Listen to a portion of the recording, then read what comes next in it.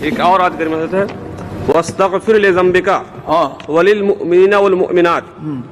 دوسری آیت ہے لیغفر لک اللہ ما تقدم من ذنبک وما تأخر. اشرف نے ترجمہ کیا ہے اور آپ اپنی خطا کی معافی مانگتے رہیے. آپ اپنے خطا کی معافی مانگتے رہیے اور سب مسلمان مردوں اور سب مسلمان عورتوں کے لیے بھی. دوسری آیت کی ترجمہ ہے تاکہ اللہ تعالیٰ آپ کے سبب اگلی پچھلی خطائیں معاف فرما دے. تاکہ اللہ تعالیٰ آپ کے سبب اگلی پچھلی خطائیں معاف فرما دے. آپ کے سبب جی.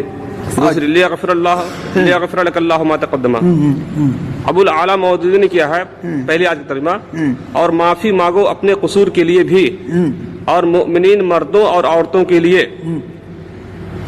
دوسری آیت کا ہے تاکہ اللہ تمہاری اگلی پچھلی ہر کوتاہی سے درگزر فرمائے.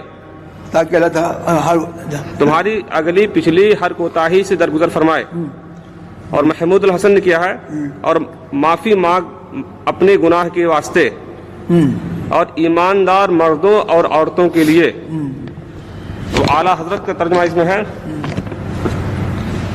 اے محبوب اپنے خاصوں بین صدور میں ہے اہل بیت کرام اور عام مسلمان مردوں اور عورتوں کے گناہوں کی معافی مانگو. اور دوسری آیت کی ترجمہ ہے تاکہ اللہ عز و جل تمہارے سبب سے گناہ بخشے تمہارے اگلوں تمہارے پچھلوں کے. تو یہ دونوں ترجمے جو ہیں وہ اصل میں ترجمہ نہیں ہے بلکہ یہ جو تفسیریں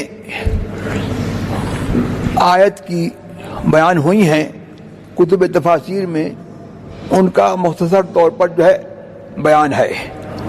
اور یہاں پر اعلیٰ حضرت عظیم البرکت نے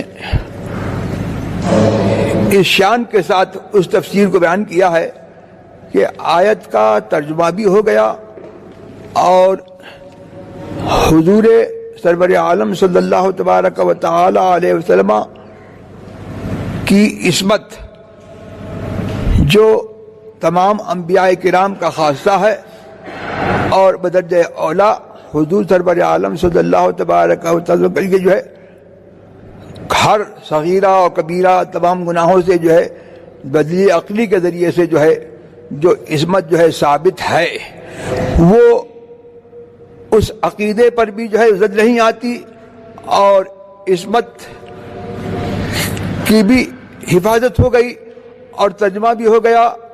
اور جو اس سلسلے میں جو تفاسیر اور جو قول ہیں ان کی بھی ترجمانی ہو گئی.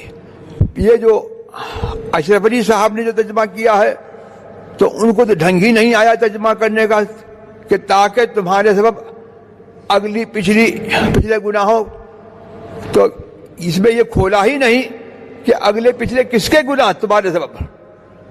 بچنے کی کوشش کی ہے لیکن بچ نہیں سکے ہیں. اور پہلی آیت میں وہی کہا کہ اپنے قصور کے لیے ابو الاعلیٰ مودودی نے کہا اور ان لوگوں نے کہا کہ اپنے گناہ کے لیے جو ہے معافی چاہیے. لیکن اعلیٰ حضرت نے جو یہ کہا ہے کہ اپنے خاصوں کے لیے آپ مغفرت چاہیں یہ ایک تفسیر ہے. آیت کریمہ کی ایک وجہ یہ بھی بیان کی گئی ہے کہ وہاں پر حضور کا گناہ مراد نہیں ہے اس لیے کہ اللہ تبارک و تعالیٰ نے حضور کو تو گناہوں سے معصوم فرما دیا تو اب حضور کا تو گناہ ہے ہی نہیں. یعنی اللہ تبارک و تعالیٰ نے حضور کو مقام شفاعت میں اسی دنیا میں جو ہے کھڑا کیا ہے اور اللہ تبارک و تعالیٰ نے جو ہے ان کو مقام شفاعت میں کھڑا کر کے جو ہے یہ حضور نے جو ہے اللہ تبارک و تعالیٰ نے جو ہے بجازت جو ہے جو ان کے اہل بیت کرام کے گناہ ہیں یا عام مومنین و مومنات کے جو گناہ ہیں ان کو بجازت جو ہے حضور کا گناہ جو ہے یہ مطلب ہے کہ جو ہے سے تعبیر کیا. حقیقتاً وہاں گناہ حضور کا نہیں ہے لیکن مجازت جو ہے اس کو جو ہے حضور کا گناہ کہہ دیا گیا تاکہ حضور سرور عالم صلی اللہ تبارک و تعالی علیہ وسلم جو ہے اس میں جو ہے اور زیادہ اہتمام کریں اور دعا کریں اپنے خاصوں کے لیے اور عام مومنین و مومنات کے لیے جو ہے مغفرت کی دعا کریں. تو یہاں پر جو ہے اللہ تبارک و تعالی نے حضور کو جو ہے مقام شفاعت میں کھڑا کیا ہے. اور یہاں پر دوسرا ترجمہ ہے لِيَغْفِرَ لَكَ اللَّهُ مَا تَقَدَّمَ مِن ذَنبِكَ وَمَا تَأَخَّرَ. یہ عطا خراسانی جو امام بخاری کے رجال میں سے ہیں، اس کو بہت سے لوگوں نے کہا کہ صاحب یہ تفسیر جو ہے وہ ضعیف ہے اور ایسا ہے ویسا ہے، پاگل لوگ جو ہے خود پاگل ہو گئے، اور اعلیٰ حضرت پر انہوں نے یہ اعتراض کیا کہ عقلاً اور نقلاً یہ ترجمہ جو ہے مخدوش ہے اور غلط ہے اور باطل ہے، خود ان کی عقل جو ہے خراب ہو گئی۔ حضور اعلیٰ حضرت نے جو ترجمہ کیا ہے، خود آیت کریمہ جو ہے مطلب ہے کہ جو ہے وہ حضور کی عصمت کی ندا دے رہی ہے، اس لیے کہ وہاں پر یہ فرمایا لیغفر لک اللہ ما تقدم من ذنبک ما تأخر۔ میں پوچھتا ہوں کہ اللہ تبارک تعالیٰ یہ فرما رہا ہے کہ ہم نے تمہارے لیے روشن فتح کر دی تاکہ اللہ تبارک تعالیٰ جو ہے تمہارے اگلے اور پچھلے گناہ معاف فرما دے۔ تو نبوت سے پہلے جو ہے گناہ کا تصور ہے ہی نہیں، نبوت سے پہلے گناہ کا تصور ہے ہی نہیں۔ اب اللہ فرما رہا ہے کہ ہم تمہارے اگلے نبوت سے پہلے، اس کا مطلب یہ ہے کہ اگر تم سے جو ہے فرضاً جو ہے کوئی گناہ صادر بھی ہوا تو ہم نے اس کو معاف فرما دیا، وہاں جو ہے گناہ ہے ہی نہیں۔ تو اللہ تبارک و تعالیٰ نے جو ہے وہ اعلان معافی جو ہے پہلے ہی فرما دیا۔ تو اسی لیے جو ہے اس سے بچتے ہوئے اعلیٰ حضرت نے ترجمہ یہ کیا کہ اللہ تبارک تعالیٰ جو ہے تمہارے سبب سے تمہارے اگلوں اور پچھلوں کے گناہوں کو معاف فرما دے۔ تو حضور کو اللہ تعالیٰ نے یہ مقام عطا فرمایا کہ حضور سرور عالم صلی اللہ علیہ وسلم کو اللہ تعالیٰ نے جو ہے حضرت آدم کا انا نبینا علیہ تسلیم کو ان کا جو ہے وسیلہ بنایا، اور جب ان سے بھی حقیقتاً کوئی گناہ سرزد نہیں ہوا تھا، لیکن اب اللہ تبارک و تعالی کی یہ شان ہے کہ بے گناہ اپنے کسی مقبول بندے کو چاہے تو اس کے رفع درجات کے لیے اس کے ساتھ جو ہے جیسا معاملہ فرمائے۔ انہوں نے دانے گندم کھایا تو اللہ تبارک و تعالی نے جو ہے اس میں جو ہے رفع درجات کے لیے جو ہے ان کے ساتھ جو معاملہ فرمایا، ان کو جو ہے جنت سے جو ہے نیچے بھیج دیا، زمین کے نیچے۔ اس میں بہت ساری مصلحتیں تھیں، اس میں ایک مصلحت یہ بھی تھی کہ ان کے بطن ان کے صلب پاک سے جو ہے ان کی نسل سے جو ہے حضور محمد رسول اللہ صلی اللہ تبارک و تعالی علیہ وسلم جیسے افضل البشر کا جو ہے وجود اور مسعود جو ہے ہونا تھا۔ تو اللہ نے ان کو بھیجا تو وہ روتے رہے، سال ہا سال تک جو ہے سینکڑوں سال تک روتے رہے۔ تو پھر ان کی جو ہے توبہ جو ہے وہ اللہ کی بارگاہ میں جو ہے وہ گڑگڑاتے رہے، تو ان کی توبہ مقبول نہیں ہو رہی تھی۔ اب اللہ تبارک نے ان کو جو ہے کلمات تلقین فرمائے کہ ان کلمات کے ذریعے سے جو ہے توبہ تلقین مقبول ہوئی۔ وہ کلمات کیا ہیں کہ انہوں نے اپنا جو ہے سر مبارک جو ہے جب اٹھایا تو دیکھا، جب آپ پیدا ہوئے، آپ جو ہے جب اس دنیا میں آپ کا وجود ہوا تو آپ نے دیکھا تھا کہ عرش کے پایوں پر جو ہے لکھا ہوا ہے لا الہ الا اللہ محمد الرسول اللہ۔ تو ان کو یاد آیا تو انہوں نے کہا کہ اے اللہ، محمد الرسول اللہ کے وسیلے سے تو میری توبہ کو قبول فرما دیا۔ کہا کہ تم نے کیسے ان کو جانا؟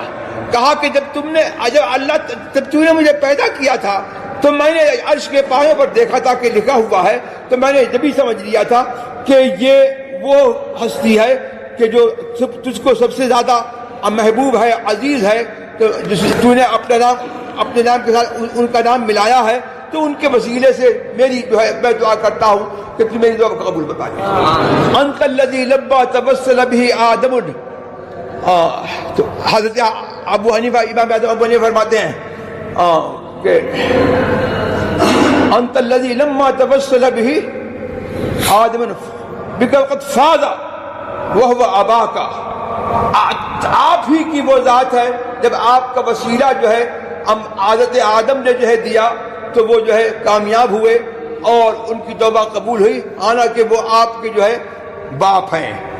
تو یہ جو ہے حضور حضرت آدم علی نبینا علیہ تسلیم اور ان سے پہلے ان کے بعد جو ہے ان کی امتوں میں اگلی امتوں میں جو گناہ گار جن کی جو ہے توبہ مقبول ہوئی، سب حضور کے وسیلے سے مقبول ہوئی۔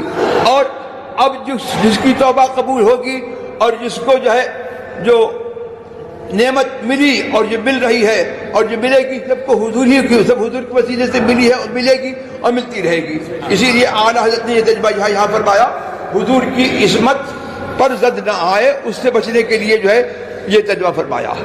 اور باقی جو اس میں وجوہ ہیں وہ ان سے بھی جو ہے یہ پتہ لگتا ہے کہ اللہ تبارک و تعالیٰ نے جو ہے حضور سرور عالم صلی اللہ تبارک و تعالی علیہ وسلم کی عصمت کا جو ہے یہ اعلان کرنے کے لیے فرمایا، ورنہ حقیقت وہاں کوئی گناہ ہے ہی نہیں.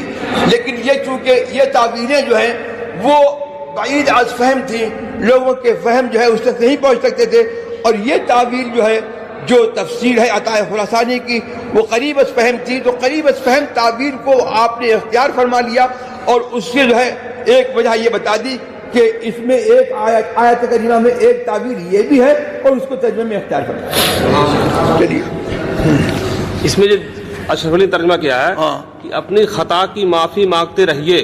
ہاں، تو اپنے خطا کی معافی مانگتے رہیے، وہی ہے.